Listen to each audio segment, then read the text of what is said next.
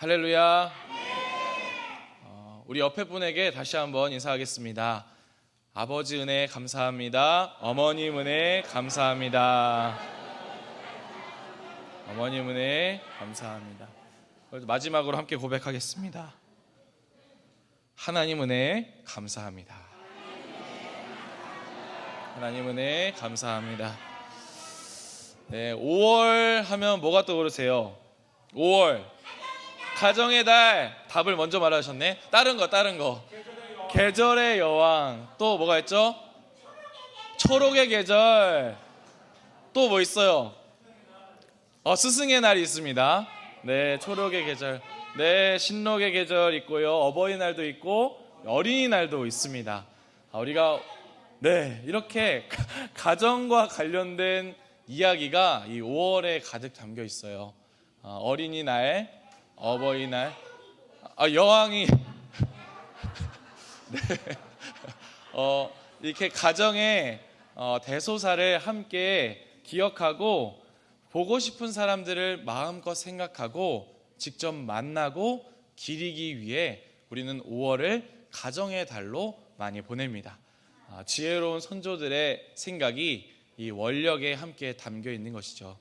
그래도 1년에 한 번은, 그리고 우리가 바쁘게 살아가는 시간 동안에 우리의 가정을 진득하게 돌아볼 시간을 함께 갖자라고 정한 것이 5월 어버이날, 어린이날, 가정의 달입니다.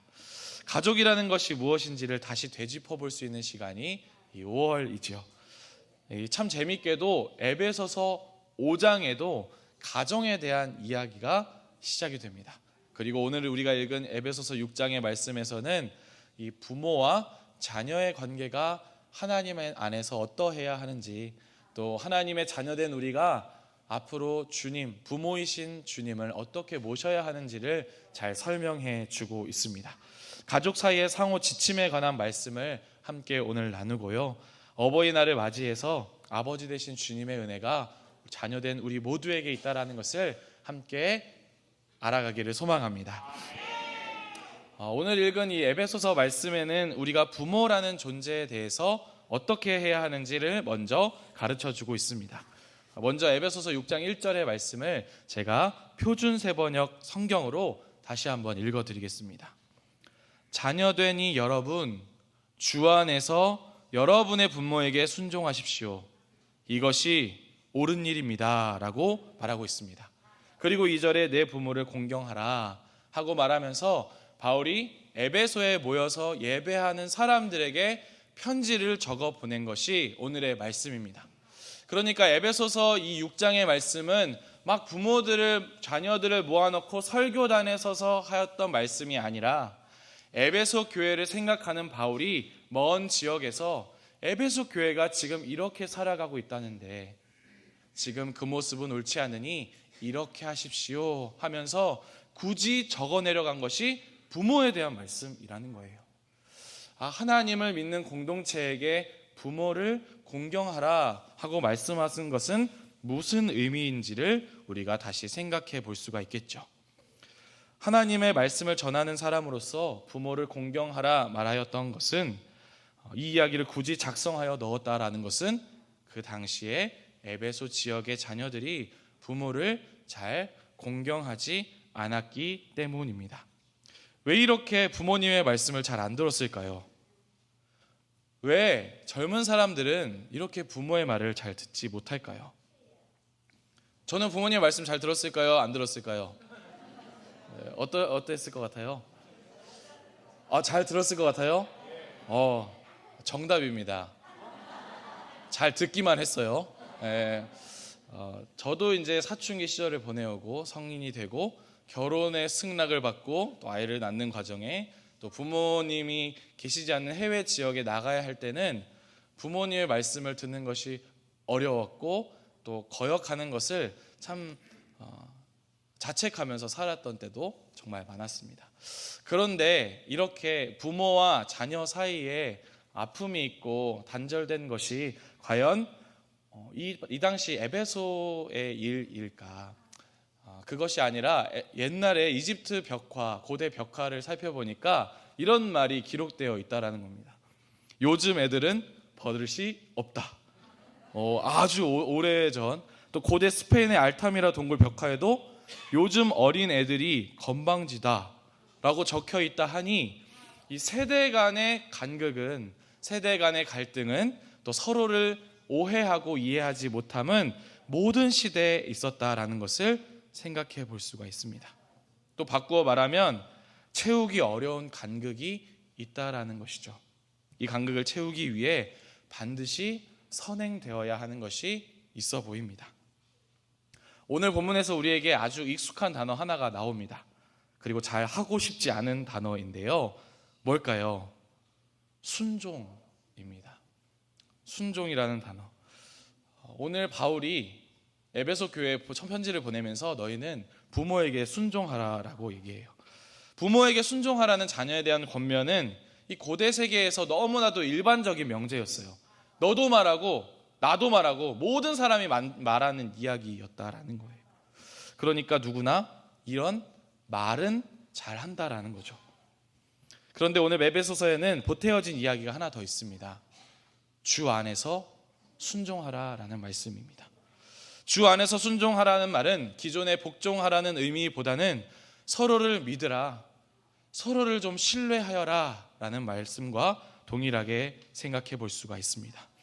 5장의 아내와 남편의 관계를 교회와 그리스도의 관계로 설명하였듯이 부모와 자녀의 관계도 이렇게 서로에게 기대는, 서로에게 믿음을 고백하는 관계라는 것을 에베소서 6장의 부모와 자녀의 관계에 대해서 설명하고 있는 겁니다.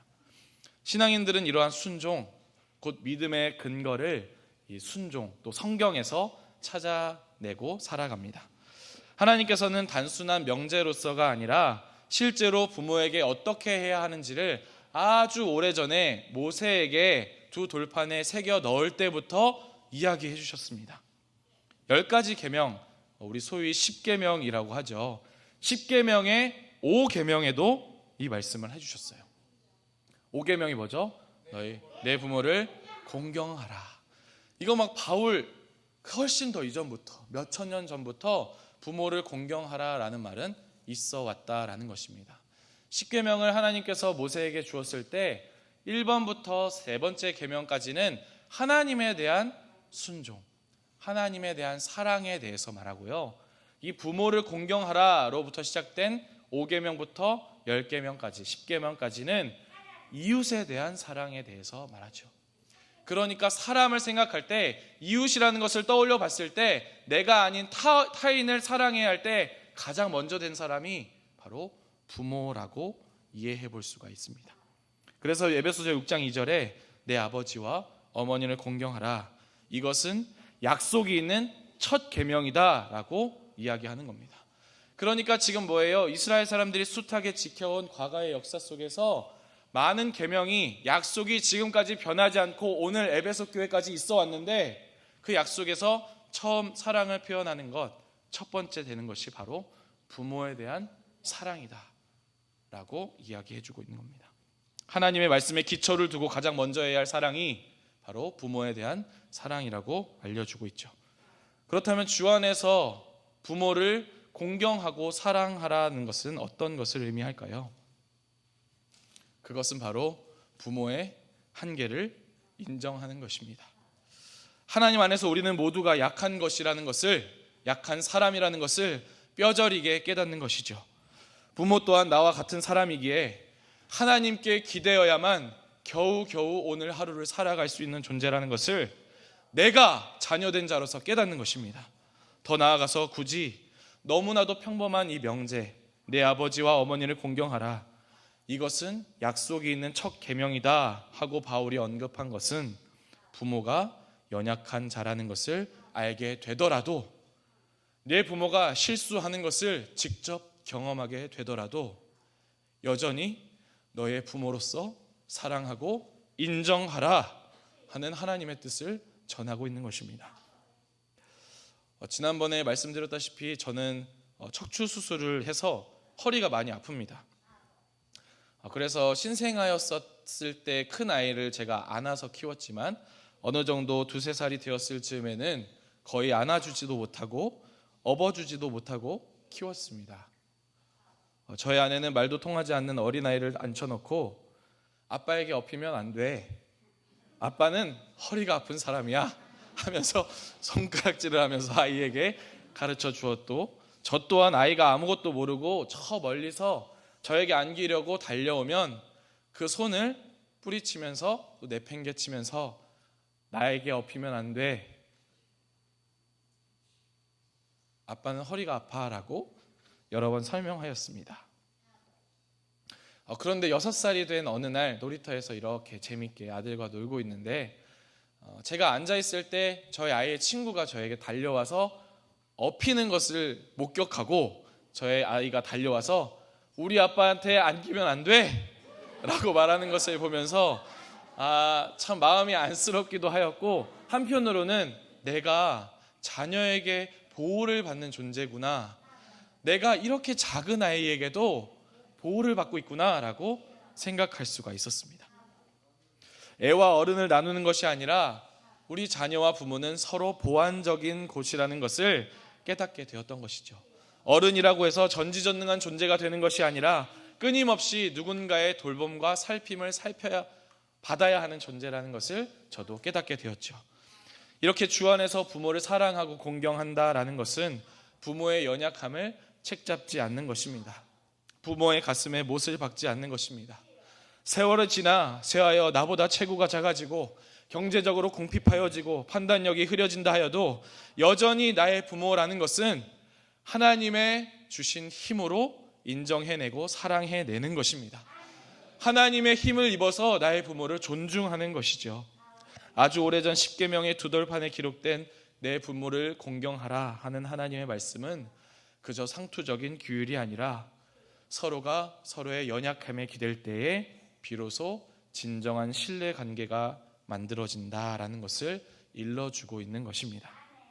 산소망에 계신 자녀 여러분, 주 안에서 부모에게 순종하기를 소망합니다. 이것이 오늘 말씀대로 옳은 일인 줄로 믿습니다.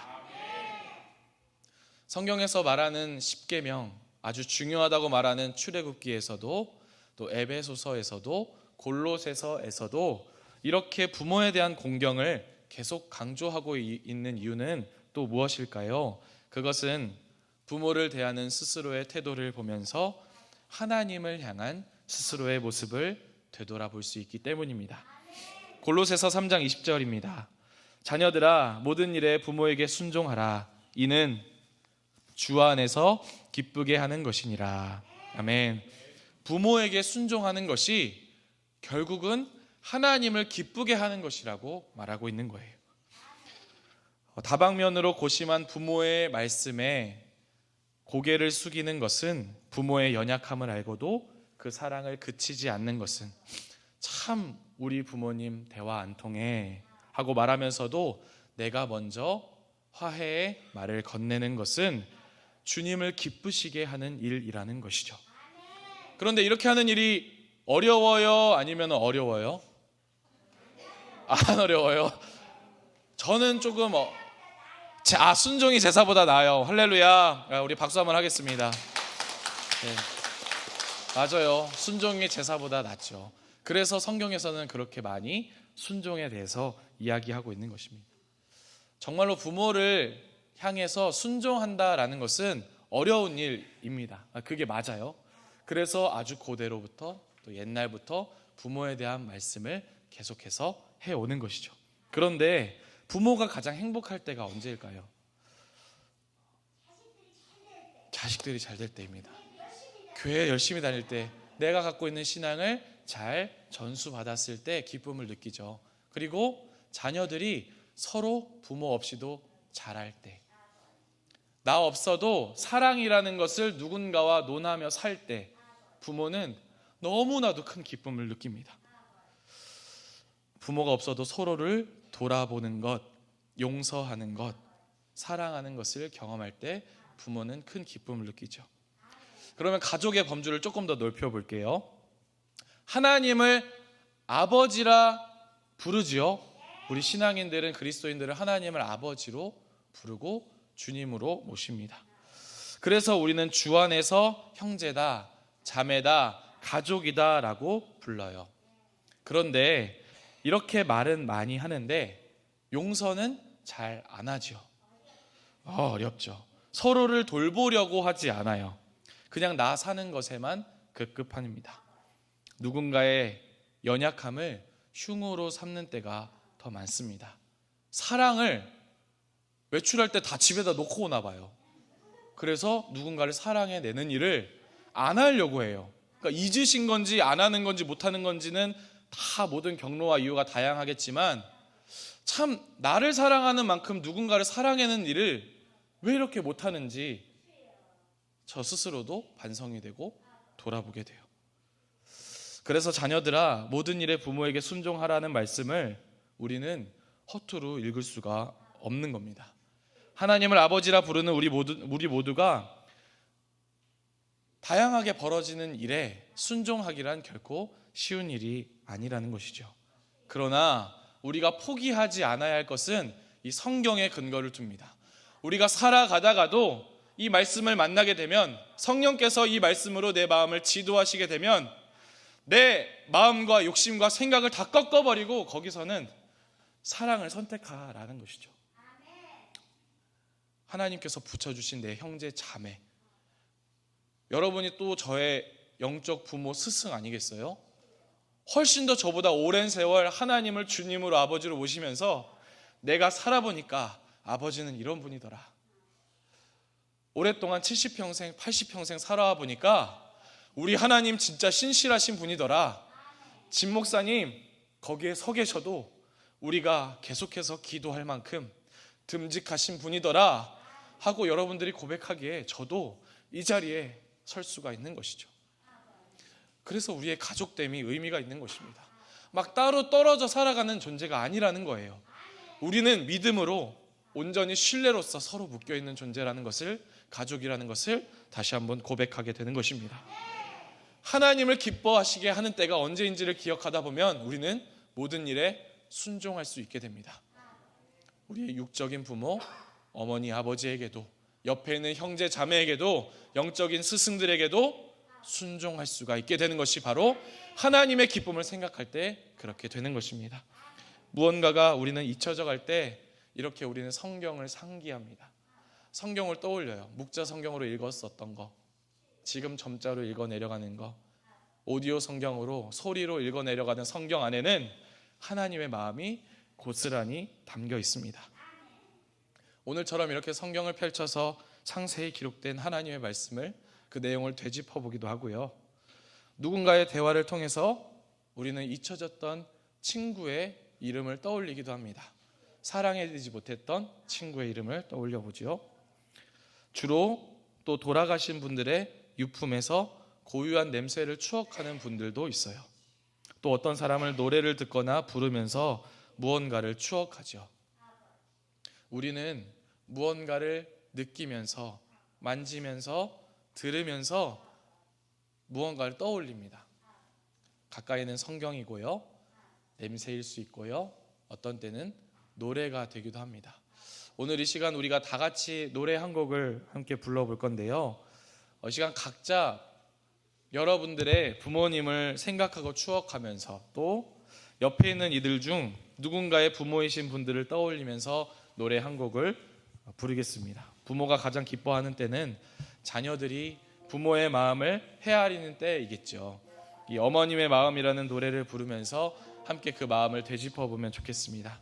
가사를 불러드리면 함께 이 노래의 가사를 함께 불렀으면 좋겠습니다.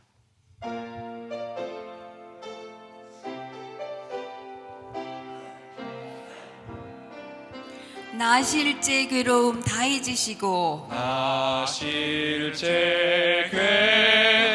괴로움 다 잊으시고, 길을제 밤낮으로 애쓰는 마음, 길을제 밤낮으로 애쓰는 마음, 진자리 마른 자리 가라니쉬며, 진자리 마른 자리 가라니쉬며, 손발이 다 닳도록 고생하시네. 손발이 나닳도록 고생하시네. 하늘 아래 그 무엇이 넓다 하리요. 하늘 아래 그 무엇이 넓다 하리요. 어머님의 희생은 가히 없어라. 어머님의 희생은 가히 없어라. 어려선 안고 업고 얼러주시고 어려선 안고 업고 얼러주시고 자라선 문기되어 기다리는 맘. 자라선 문기되어 기다리는 알을 쌓아 그릇 될 쌓아 자식 생각에 알을 쌓아 그릇 될 쌓아 자식 생각에 고우시던 이마 위에 주름이 가득 고우시던 이마 위에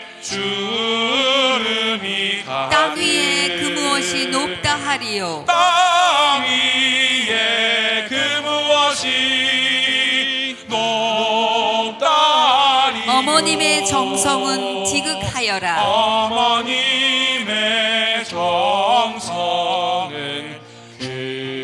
지극하여 사람의 마음속엔 온 가지 소원. 사람의 마음속에 온 가지 소원. 어머님의 마음속엔 오직 한 가지.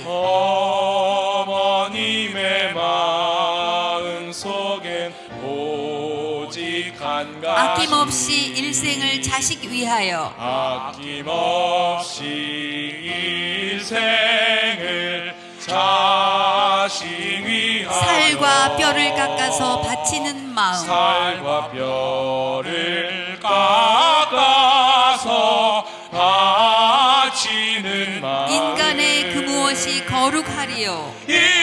인간의 그 무엇이 거룩하리요. 어머님의 사랑은 그지 없어라. 어머님의 사랑은 지극하여라.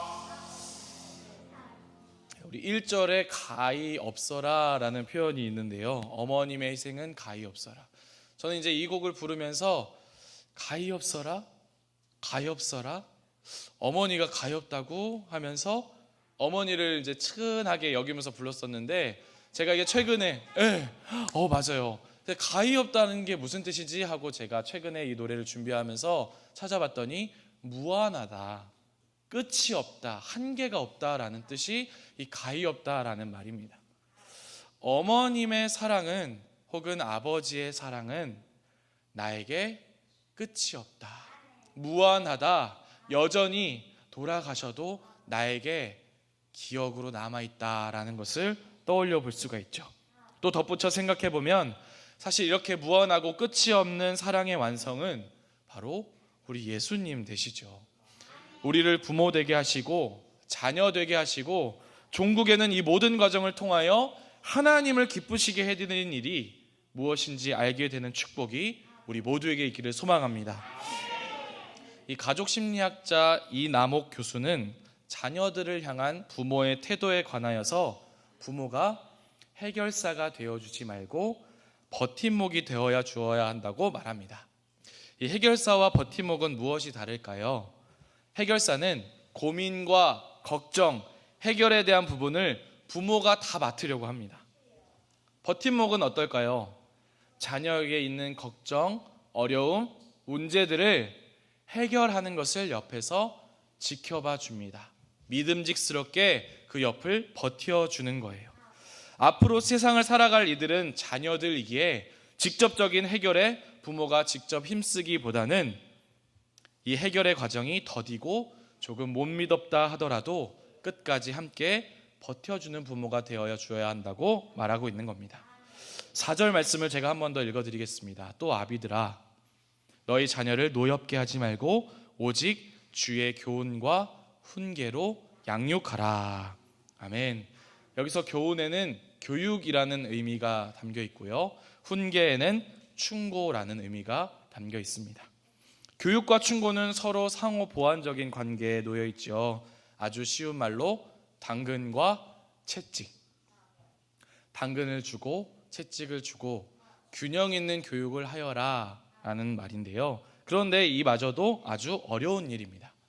오늘 말씀에서만 힌트를 얻자면 오직 주의 교육과 훈계로 양육하라 라고 말해요. 그러니까 그냥 당근과 채찍만이 아니라는 거예요. 오직 주의 교훈과 훈계라고 말하고 있는 겁니다. 당시에 에베소 교회가 있었던 사회의 이 양육권은 다 남성이 하고 있었어요. 그러니까 이 아이의 잘됨과 못됨과 잘자람과 못자람의 모든 평가가 이 남성에게, 또 아이가 어떻게 해야 된다라는 것을 앞날을 예견하는 일이 다 남성에게만 갖고 있었어요. 모든 것을 쥐고 흔들 수 있었던 남성이 막강한 권력을 함께 누리고 있었죠. 오늘 말씀에서 바울이 자녀의 양육권에 대하여 말한 것은 그 어느 누구도 아이의 앞날을 좌우할 수 없다라는 것을 가르칩니다. 그러니까 그 사회의 배경 속에서 제 아무리 아버지라 할지라도, 가부장 사회에 놓여 있을지라도 나 바울은 하나님의 말씀을 힘입어 이 아이의 미래를 미리 점칠 사람은 없다. 이 아이는 무궁무진하며 이 아이에게 주어진 은혜가 하나님에게서만 비롯된다라는 것을 바울이 힘주어 말하고 있는 것입니다. 이 말씀은 당근과 채찍을 줘서 균형 있게 교육하라고 양육하라고 하는 전해주는 말씀이 아닙니다.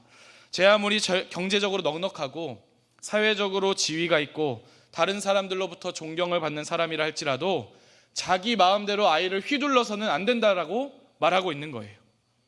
그래서 오직 주의 교육과 충고라는 첨언이 함께 담겨 있는 것입니다. 계속해서 이어지는 말씀인데, 가족에 대한 겉면에 꼭 주 안에서 부모를 공경하라, 주 안에서 하나님을 기쁘시게 해라, 오직 주의 교훈과 훈계로 양육하라고 말씀하고 있습니다. 여기에서 빠지지 않는 단어가 뭐예요? 주 안에서. 우리 주님입니다. 우리요, 주님 없으면 아무것도 아니라고 말하고 있는 거예요. 에베소 교회에 편지 보낼 때 바울이 우리 주 안에서 이런 일이 이루어지지 않으면 우리 아무것도 아닌 존재입니다 라고 말하고 있는 거예요. 우리 모두는 주 안에 있죠. 우리 모두는 주님 안에 거합니다. 우리 모두가 주 안에 있지 않으면 부모 될 자격도 자녀로서의 권리도 없는 것입니다. 오직 주 안에 있을 때에 비로소 가족의 사랑이 완성되는 것이고, 주 안에 있을 때 참 기쁨을 누릴 수 있는 것이고, 주의 교훈과 훈계로만 우리 마음을 지도할 수 있다는 것을 우리 모두가 믿음으로 고백하게 되기를 바랍니다. 하나님께서는 우리의 흔들리지 않는 버팀목이 되어주십니다. 많은 경우에 우리 신앙인들은 모든 문제를 다 해결해 주는 하나님을 기대합니다.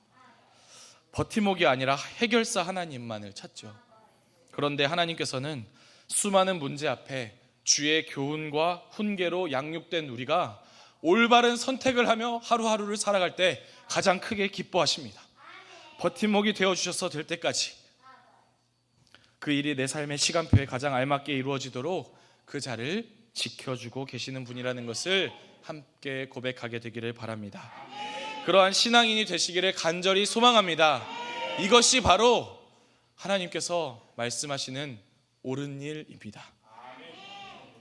하나님의 자녀 되신 여러분, 주 안에서 부모를 공경하고 사랑하게 되시기를 바랍니다. 주 안에서 모든 것에 하나님의 기쁨 되시기를 원합니다. 오직 주의 교훈과 훈계로 자녀를 양육하시기를 소망합니다. 아버지 되신 주님 안에 거하며 우리의 부모됨과 자녀됨과 신앙인됨을 감격으로 살아내는 5월 되시기를 주님의 이름으로 축복합니다. 기도하겠습니다. 하나님 아버지, 우리를 자녀 삼아 주셔서 순종의 영예를 허락하여 주시니 감사드립니다. 어버이날을 맞이하여 스스로의 부모됨에 관하여, 우리의 부모에 관하여, 또 하나님의 아버지 되심에 관하여 함께 말씀을 나누었습니다. 이제 우리로 하여금 자녀라 부르는 모든 이들에게 진실함으로 사랑을 더하는 사람 되게 하여 주옵소서.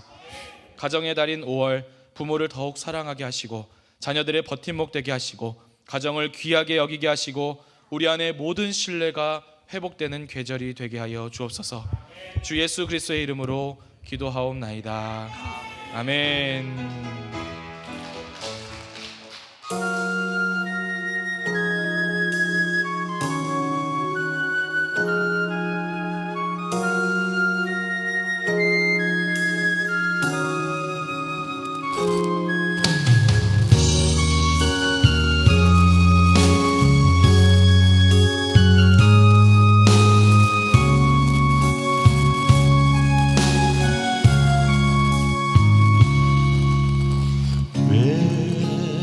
나만 겪는 고난이냐고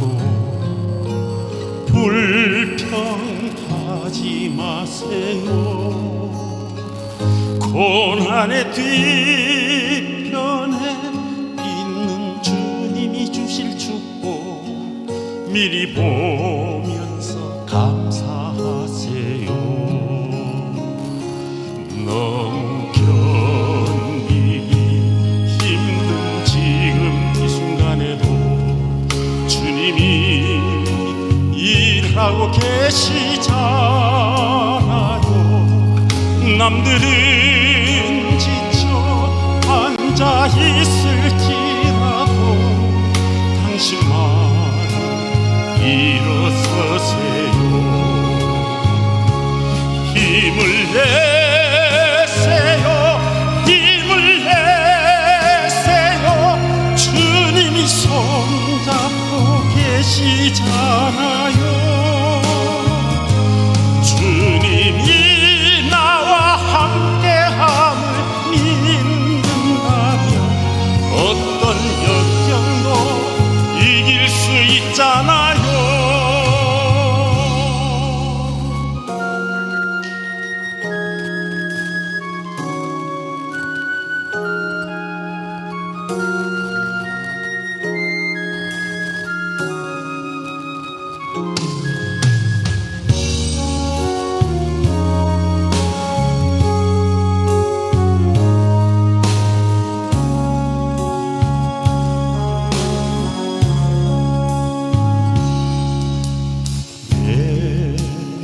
이른 슬픔 찾아왔는지